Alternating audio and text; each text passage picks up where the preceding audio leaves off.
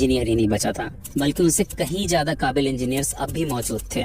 फिर क्यों स्टीव को वापस बुलाना पड़ा? वही रीजन, स्पेसिफिक नॉलेज। अपने शार्प ब्रेन्स और मेहनत के दम पर स्टीव ने इनोवेशन, टेक्नोलॉजी और बिजनेस के वो क्रिटिकल एस्पेक्ट सीख लिए थे जो उनके अलावा इस पूरी दुनिया में किसी को नहीं आते थे। और यही वजह है कि इतनी बड़ी कंपनी अपना ईगो साइड करके उनके सामने झुक गए। देखो, आप बेतहाशा अमीर तभी बन पाओगे जब बहुत सारे लोग खुशी खुशी आपको पैसा दें, और इसके लिए दो चीजें चाहिए। एक तो लोगों की जेब से पैसा निकले, और दूसरा आपकी जेब में जाए। लोग अपनी जेब से पैसा तभी निकालेंगे जब उनका कोई क्रिटिकल प्रॉब्लम सॉल्व होगा। जितनी ज्यादा क्रिटिकल प्रॉब्लम उतना ज्यादा पैसा, और जितनी ज्यादा यूनिवर्सल प्रॉब्लम होगी उतने ज्यादा लोग अपना पैसा निकालेंगे।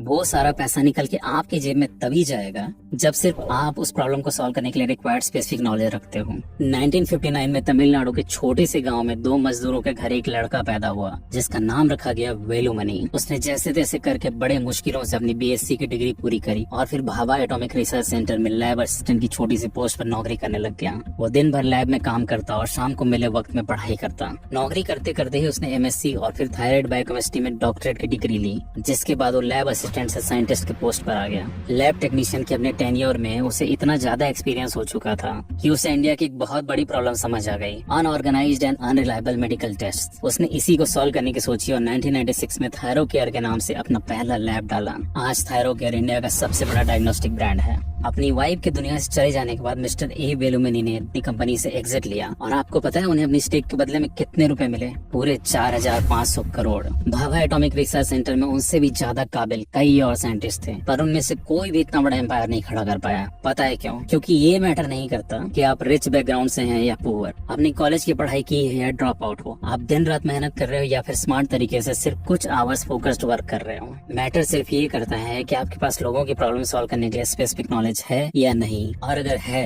तो फिर दुनिया का तमाम पैसा आपके कदमों में झुकने के लिए तरसता है। आपके मन में अभी कई सवाल होंगे, लाइक स्पेसिफिक नॉलेज हासिल कैसे करते हैं, किस लेवल के नॉलेज को स्पेसिफिक नॉलेज की कैटेगरी में डाला जाएगा, और सबसे इम्पोर्टेंट बात, आप खुद अपने फील्ड में इसे कैसे इम्प्लीमेंट कर सकते हो, या फिर कहीं आपको फील्ड तो नहीं चेंज करनी पड़ेगी। इन सब सवालों के जवाब हम इस वीडियो में एक एक करके समझेंगे। एप्पल की बैंकरप्सी, डॉक्टर देवी शेट्टी की डेयरिंग, मुकेश अंबानी को मिले धोखे, और इलॉन मस्क के ट्रेड सीक्रेट से लेकर एक मिडिल क्लास स्टूडेंट के इंडिया की सबसे बड़ी कंपनी बनाने तक, ऐसी कई इंटरेस्टिंग रियल लाइफ स्टोरीज हैं आगे इस वीडियो में जो हमें अमीर बनने का तरीका समझाएंगे। स्पेसिफिक नॉलेज एक ऐसा नॉलेज है जो आपको स्कूल और कॉलेजेस में नहीं सिखाया जा सकता, क्योंकि कॉलेज वाले अगर आपको कोई चीज सिखा सकते हैं तो किसी और को भी वो चीज सिखा सकते हैं। उसकी स्मूथ स्पेसिफिक नहीं रह जाता, अगला बंदा आपको कभी भी रिप्लेस कर सकता है। ये स्कूल कॉलेज से मिलने वाले नॉलेज के एक स्टेप ऊपर का नॉलेज है, जिसे किसी डिग्री या रिज्यूमे से मेजर नहीं किया जा सकता। देखो, डिग्री बहुत इंपॉर्टेंट है, बट वो सिर्फ यहाँ तक लाती है। यहाँ से यहाँ लेवल अप करने के लिए आपको चाहिए स्पेसिफिक नॉलेज। जब आप अपने अंदर की जेन्युइन क्यूरियोसिटी से कुछ एक्स्ट्रा सीखने की कोशिश करते हो, जो एक्सपीरियंस लोग हैं उनसे मिलते हो, सवाल करते हो, अपने फील्ड के प्रॉब्लम्स देखते हो, उनको सॉल्व करने का ट्राई करते हो, आपका स्पेसिफिक नॉलेज अपने आप बढ़ता है। आज जो भी सैलरी आपको कंपनी दे रही है वो सिर्फ इसलिए दे रही है क्योंकि अगर उससे 1 रुपया भी कम देगी तो आप जॉब छोड़कर चले जाओगे,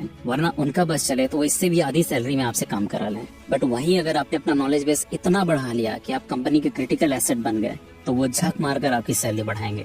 अमन गुप्ता JBL में काम करते थे। अपनी मेहनत और काबिलियत के दम पर उन्होंने अपनी कंपनी के सेल्स एक्सपोनेंशियली बढ़ा दिए थे। जब वो सैलरी इंक्रीमेंट करवाने अपने सीनियर के पास पहुंचे तो उन्होंने मना कर दिया। जवाब में उन्होंने कहा, बॉस मार्केट में मिलते हैं। आज बोर्ड $2 बिलियन की वैल्यूएशन रखती है और अमन की खुद के नेटवर्थ 700 करोड़ से ज्यादा है। और जो एपिक लाइन उन्होंने अपने बॉस को बोली, उसको बोलने का कॉन्फिडेंस उन्हें वहीं से आया कि वो हेडफोन इंडस्ट्री के अंदर बहुत सॉलिड स्पेसिफिक नॉलेज एक्वायर कर चुके थे। अगर ये बात नहीं होती तो वो भी नॉर्मल एम्प्लॉइज की तरह छोटा सा इंक्रीमेंट लेके चुप हो जाते हैं और अपने खून पसीने से JBL को ही अमीर बनाते रहते हैं। आपने कभी ये सोचा कि आपके शहर में 10 मेडिसिन स्पेशलिस्ट हैं, फिर भी किसी एक के पास ही मरीजों की लाइन क्यों लगी रहती है? 10 हलवाई हैं, फिर भी किसी एक के पास ही भीड़ क्यों होती है? 10 टीचर्स हैं, बट एक के ही कोचिंग में सारे बच्चे क्यों जाना चाहते हैं? इन सब लोगों ने अपने हार्ड वर्क, एक्सपीरियंस और स्मार्टनेस के दम पे ऐसा नॉलेज और प्रॉब्लम सॉल्विंग कैपेसिटी डेवलप कर ली है जो किसी और के पास नहीं है। अब यहाँ एक और बात समझने वाली है कि यूँ तो आप अपना स्पेसिफिक नॉलेज किसी भी फील्ड में एक्वायर कर सकते हो, बट आपको कोई एक फील्ड चुनना पड़ेगा ताकि आप अपनी एनर्जी प्रॉपरली फोकस कर सको।